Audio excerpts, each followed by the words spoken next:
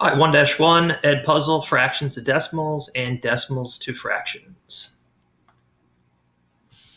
Question number 1, 2 1/8. So the first thing we're going to do here is we're going to ignore the 2, and we're going to take the 8, put it outside.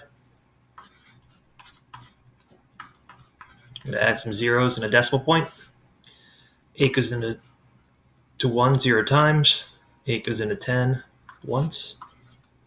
1 times 8 is 8. Subtract. 8 goes into 20 2 times. Subtract.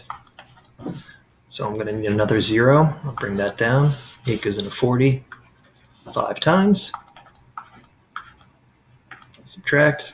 No remainder. So your answer is 0.125. All right, question number 2. So similarly, we're going to ignore the negative 3.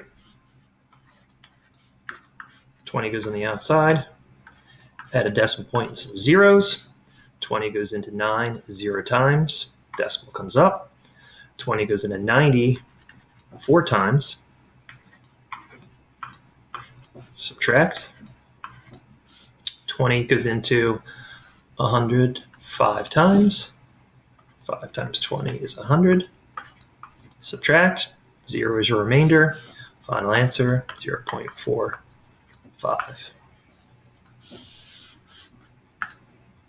Okay, go in the opposite direction or change this into a decimal, or this decimal into a fraction.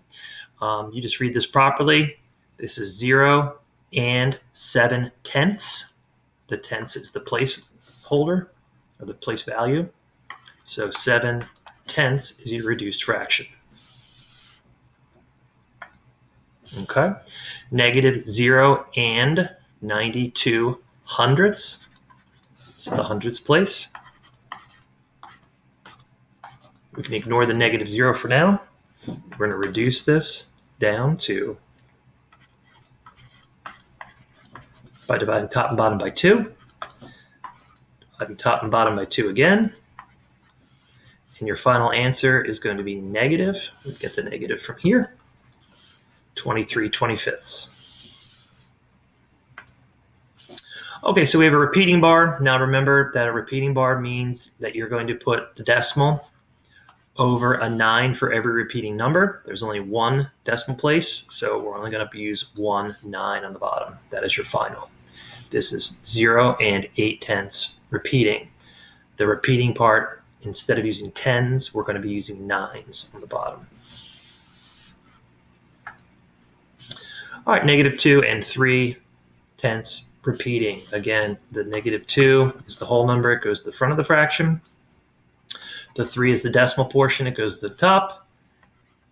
Over a 9 for every repeating number. There's only one repeating number, so you only use 1 9. 3/9 does reduce down to 1/3.